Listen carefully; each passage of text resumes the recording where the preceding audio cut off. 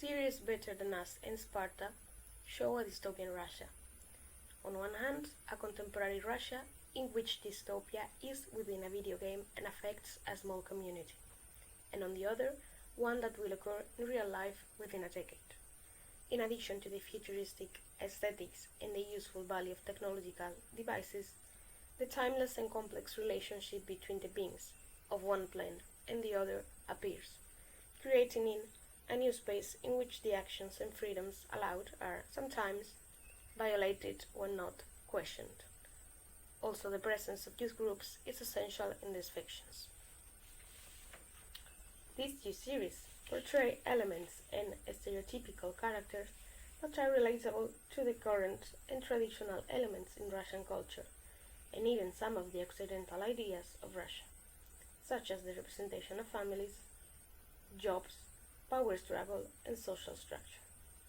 There is also a portrayal of private and public spaces and the constant and fast changes and advances of technologies and communication. When we talk about dystopia, we talk about an unreal situation or an established timeline, and we imagine alternate ways of being in the world. Better Than Us and Sparta deal with direct and indirect effects of technology on mankind. In our case, issues in this series goes towards robopsychology, which was first introduced as a fictional science by Isaac Asimov more than half a century ago. In contrast, the notion of robophilosophy is barely a few years old. We should not be content with the focus on issues that, although are important, but play only a secondary role, such as the human-robot interaction, issues, and moral or ethical ones. Here we also need to consider the relationship between human and machine intelligence. This will lead to some important questions. For example, what we will expect from technology, how this series reflects the current or future situation, or could these products alter our thoughts for the future? For example, Sirotin argues, quote, that science fiction and fantasy in Russia have been too concerned with social and religious critiques and have failed to exploit the genre's potential to explore the inexplicable and irrational. End of quote. Through the analysis of the aesthetics and the plots of this series, we will see how is portrayed a dystopian Russia. We will see that classic themes that come from literary tradition also appear in these fictions, such as technological control, loss of individuality, and survival.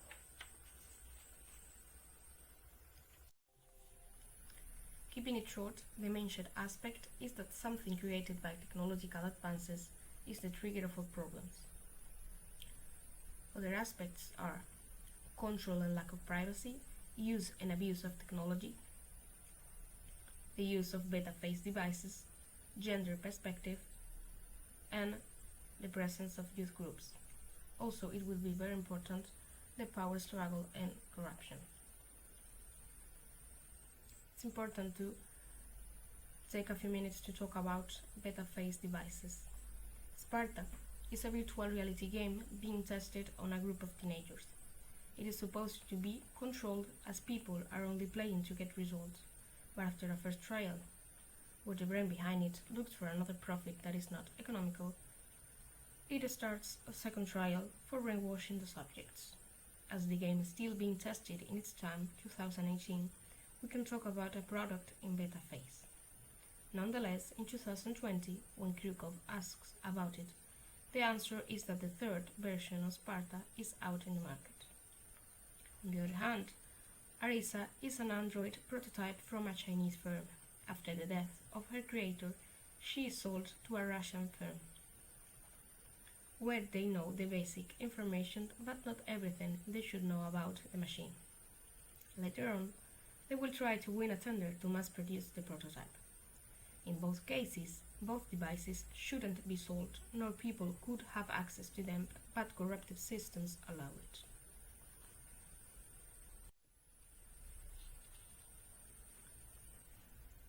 We can use Donna Haraway's Cyber Manifest to shed light on the aspects regarding gender issues bearing in mind that Haraway herself had said sometimes that academics and people use it from use it taking from it what is needed to prove something or make a statement.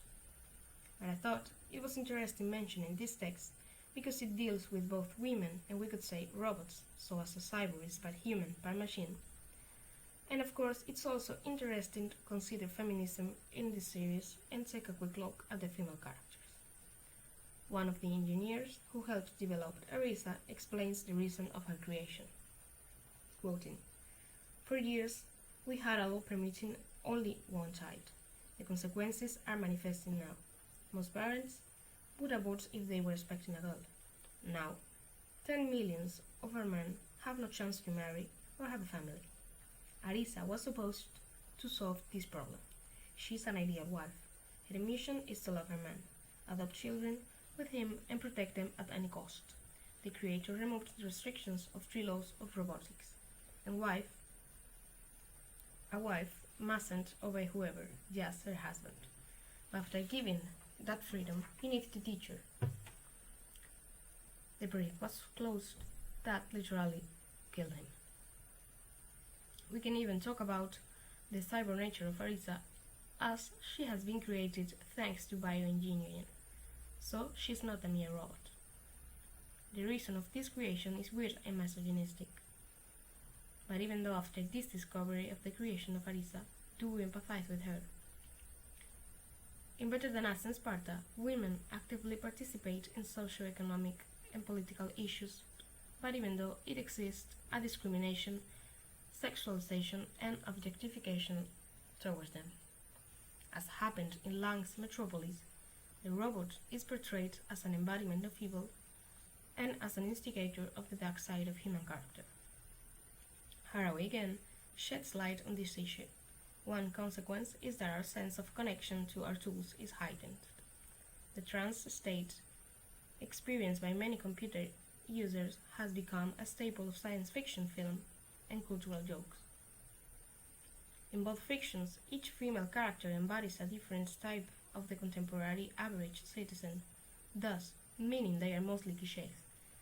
But the fact of being women leads them to suffer the same consequences, despite those evident to mankind.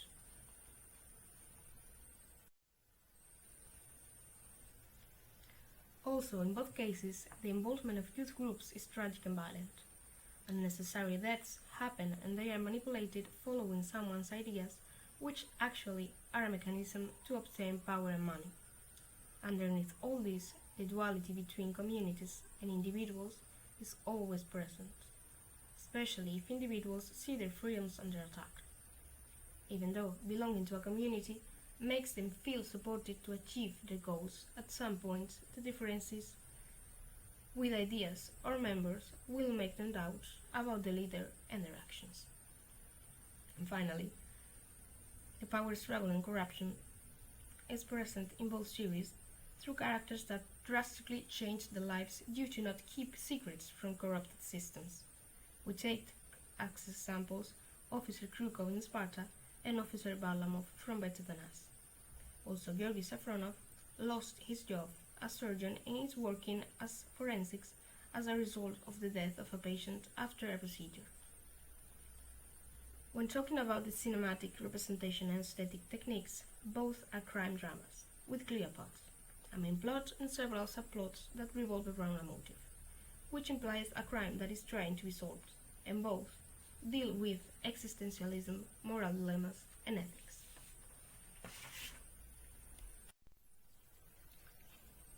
Sparta follows the plots of a detective that, while investigating the mysterious death of a teacher in a high school in St. Petersburg, gets caught up in the world of a high-stakes virtual reality game called Sparta. Sparta, the series, has characteristic features of noir film, and we could even say sometimes it is cyber noir.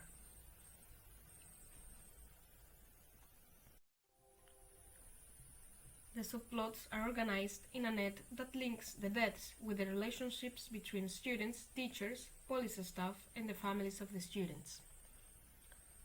But in which consists the virtual reality game Sparta? the virtual reality game being secretly tested on a reduced high school group of 17-year-old students has no rules. Players can kill, rob, rape, and take drugs in this game. The developer states at some point in the series that Sparta is absolutely a new virtual world with unlimited possibilities. It's a detailed model of society in which every player works on the skills he chooses, not the program. The key to understand the ideas behind the mind that thought this game is its own name, Sparta. In a flashback, Barkovsky is giving a speech where he openly states his support for curing society through natural selection, as ancient nations such as Sparta did. Also, he shows his interest on eugenics and elimination of handicapped people and people with chronic illnesses.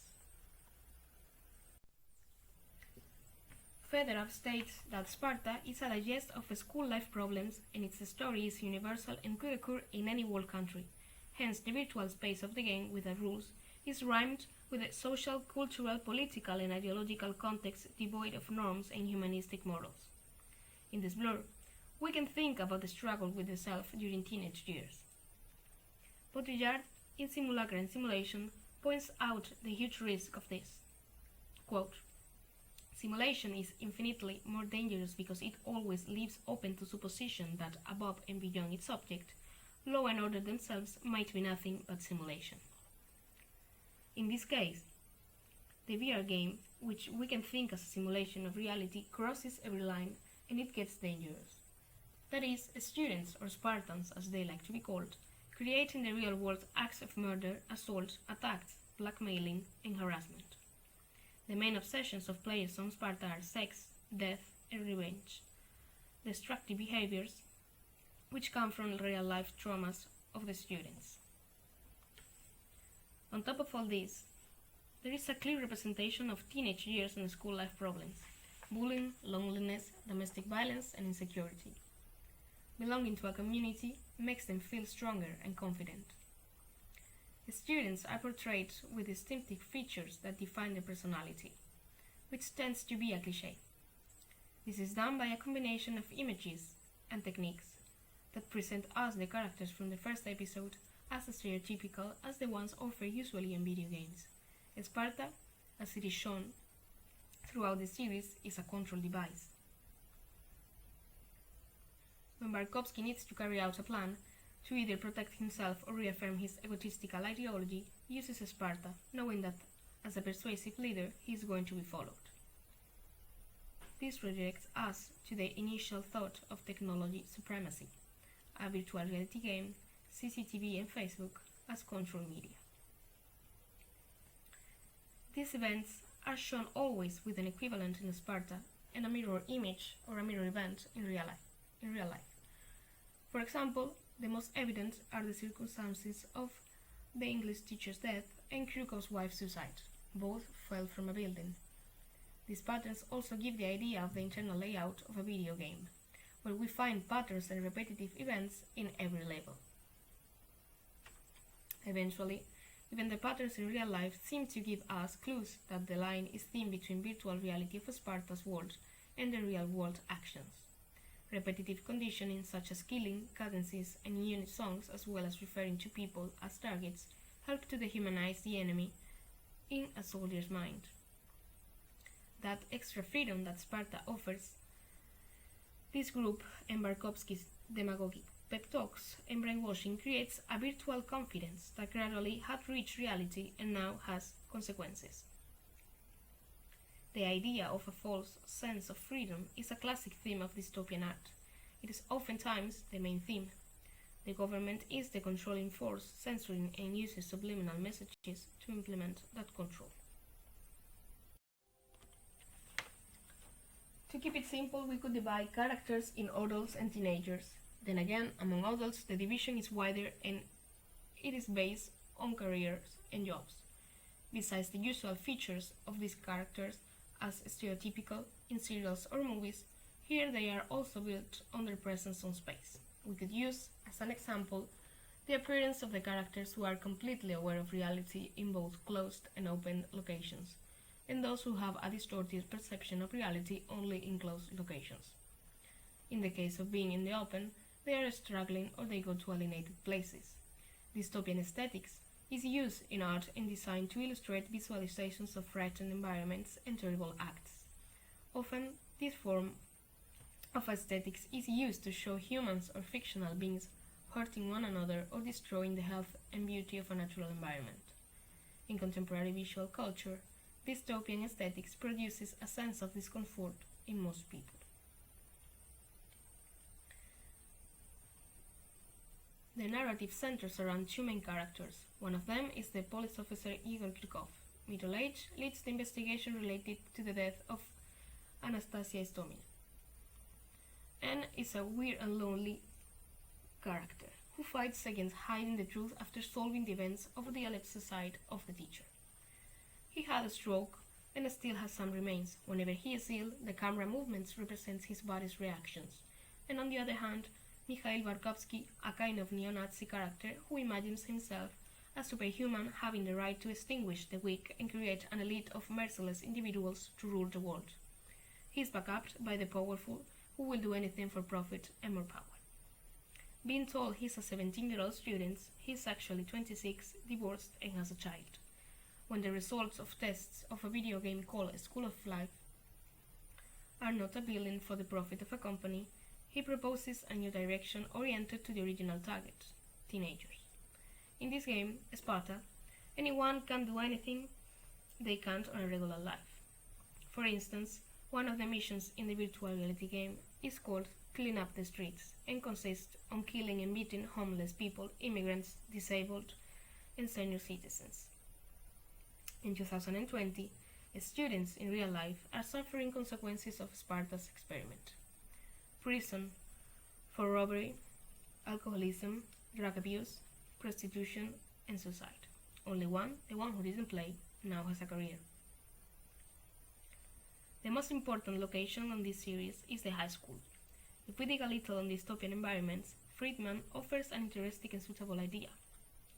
Quote, most public high schools' architecture has characteristics similar to prison architecture, such as lack of windows, cement walls, long hallways that direct people into small rooms, and few public gathering spaces or lunch areas. The environment created through the design of many schools emphasizes social control, but it is often the neglect of this architecture, particularly in urban and lower socioeconomic areas, that can be most oppressive. And when schools and the local communities are in this condition, students cannot walk away from these dystopian aesthetics. Some examples are the organization and the design of the locations in Sparta to imitate a virtual world. The most remarkable is the choice of elements to make viewers think the interface of a video game, the minimal units, or even flaws and glitches. Also, characters who don't have trouble with perception of reality and don't mix it with virtual are the only ones to be seen alone and confident in open spaces.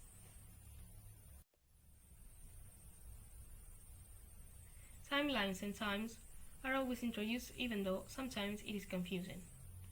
Alteration of the perception of time happens mostly because of the events following the protagonist, Inspector Kryukov, who we will see have a pathology that causes him to suffer strokes.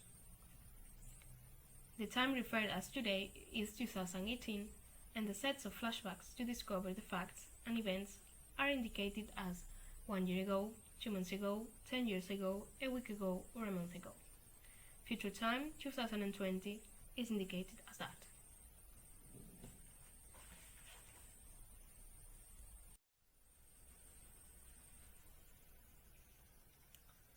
One of the most interesting screen techniques is the choice of lighting and color. This is a progression of color, so as the years go by, they go darker. And also, depending on the character on screen at the moment, the choice of colors have a different meaning. On the other hand, colors also show the perception of reality of the character involved in the current scene. The use of the video game imagery as a cinematic resource is present in some aspects as motion tracking, the profiling of characters as video game stereotypical characters, the diary of the teacher Anastasia Istomina as a metaphorical user's handbook, several screens or several interfaces of universes within the video game, and the misunderstanding and distorted perception of reality represented by the virtual reality glasses, for instance, when we expect an action taking place in real life when it's usually performed in Sparta. This representation could mean either they think they are in Sparta's virtual world, or that it is a simple technique to reinforce the idea of the terrible effects of the video game and make it simple for audiences. As a conclusion, it is very clear that everything will have two consequences. There is a duality. It would be an effect of an action in the virtual world and another one in the real world. Most of times, characters themselves manifest that these acts could make them martyrs.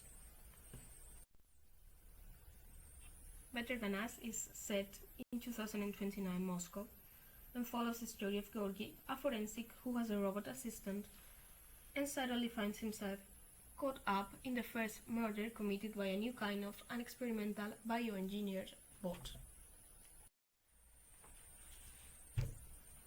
The main topic in Better Than Us, sometimes unearthed by the action and the own characters' stories, is family, or more exactly, the concept of family.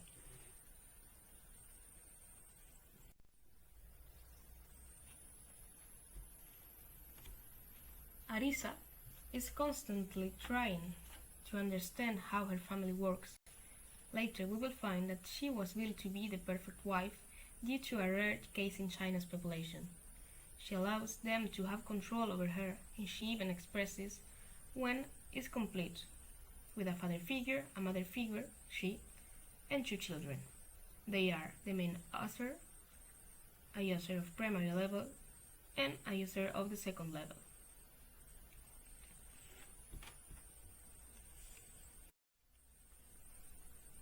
Also, Georgi Safronov struggles with a fight with his ex-wife over the custody of the children. On the other hand, there is also the depression and actions of Toropov family that seems to be caused by the death of his son Boris. In Donna Haraway's Cyber Manifest are some key ideas that perfectly fit with this behavior. Quote, "The cyber is resolutely committed to partiality, irony, intimacy, and perversity. It is oppositional, utopian, and completely without innocence. No longer structured by the polarity of public and private, the cyber defines a technological polis based on a revolution of social relations in the oikos, the household." End quote. And also the interpretation of the use of family as a concept that refers to specific forms of families dialectically relate to forms of capital and to its political and cultural concomitants. Furthermore, Arisa's relationship with Sonia, Safronov's daughter, is quite similar to other fictions in Asimov's stories, such as Robbie the Robot in Robbie, or Andrew in The Bicentennial Man. All children in these works don't consider robots as machines. Following the premises of a crime drama fiction, the topics run around murder, blackmailing, and sometimes romantic stories. There is also a lot of violence. On the first episode, at the beginning, Asimov's laws of robotics are introduced by Sonia's voiceover. This would be the key to understand everything, so the main plot follows an experimental robot that doesn't seem to abide to them. Asimov's three laws of robotics are: 1. A robot may not injure a human being or through inaction allow a human being to come to harm. 2. A robot must obey the orders given it by human beings except where such orders would conflict with the first law. And 3. A robot must protect its own existence as long as such protection does not conflict with the first or second law.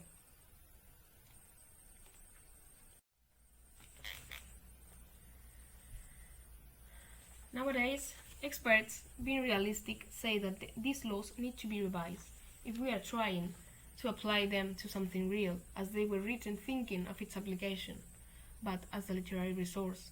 That is, they are fictional and they don't work when building machines like this in real life.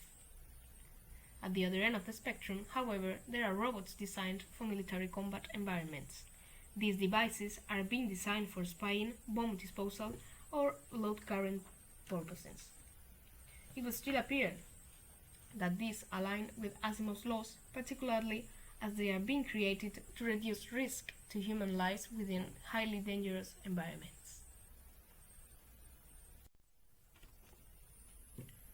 On the side of technology, in this fiction there are drones controlling everything. Having access to a taser for self-protection is quite easy. Houses automation is normal in most households and everything works with voice control. Taking calls or purchasing a flight ticket too. Not to forget, bots keep record of everything, so just accessing its storage or having it gives one the power to have knowledge and control. But we also need to think on how TV news affects and have an effect on people. Or in other words, public TV is used as an advertising space.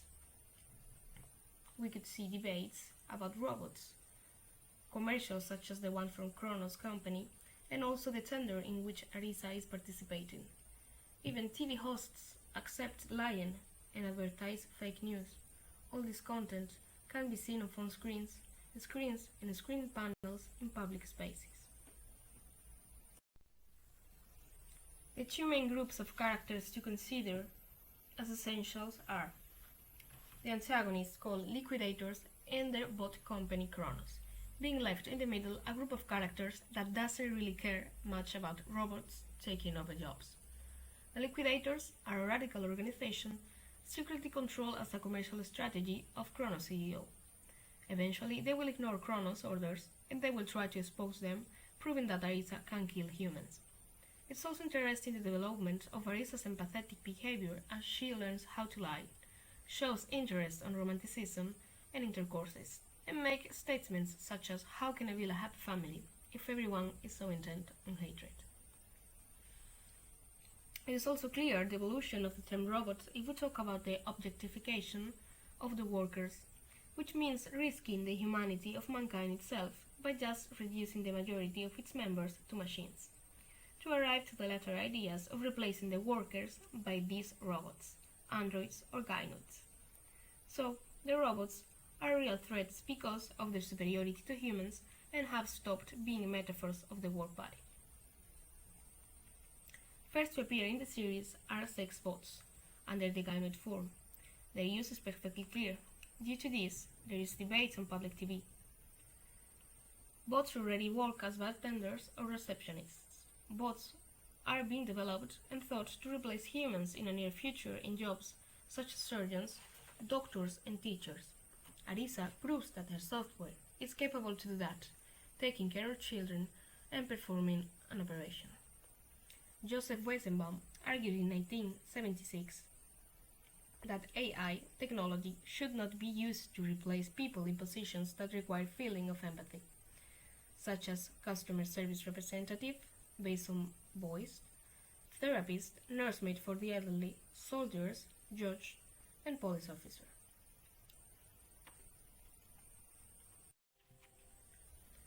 There are also bot children. This leads us to uncanny valley effect, which refers to an eerie feeling of unfamiliarity people get while observing or interacting with robots that resemble humans almost, but not quite perfectly. In the series, all android robots are played by real actors, and also some of the bots that are in androids are costumes.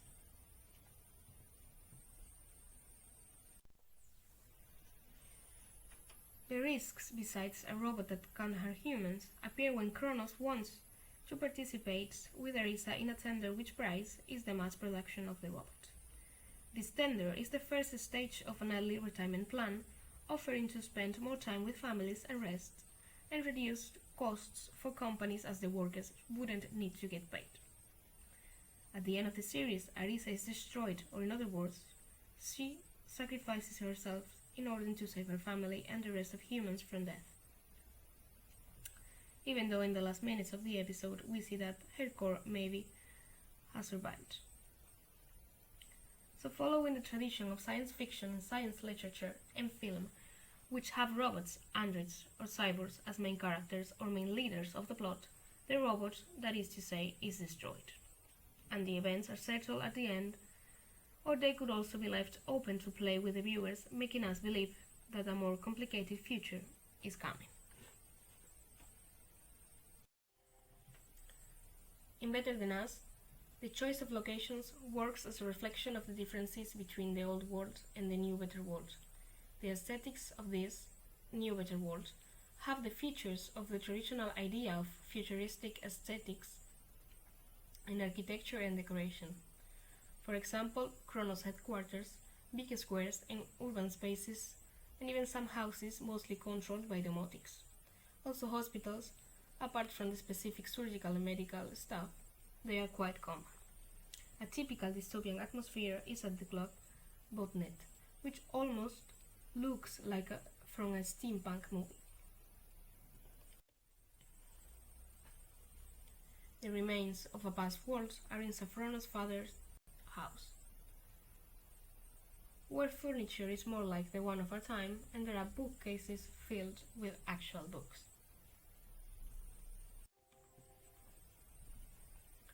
After looked at these two series and how they depict a virtual dystopian Russia through cinematic language and specific content related to technology, AI and robotics, both based mainly on their own cultural and socio-historical features, here its impact raises some important questions that could be summed in. Could these diegesis and these images provoke a mirror effect on the audience? Could audiences try to build or develop products like this? And could we think there is a possibility of future being like these ones? Aesthetics and cinematic resources are used to create a dystopian atmosphere according to the visual and literary tradition, same as the features that make characters stereotypes. Besides, inherent and intended features of this kind of text are present as we saw it. Moreover, the main idea is that the ethics and morality we often request in this issue shouldn't come from machines, but from the people behind them, so the relationship between humans and machines lies on a previous relationship between humans. The importance of an impact here goes towards the warnings of devices and highly advanced technology and AI, as it is shown in these two shows.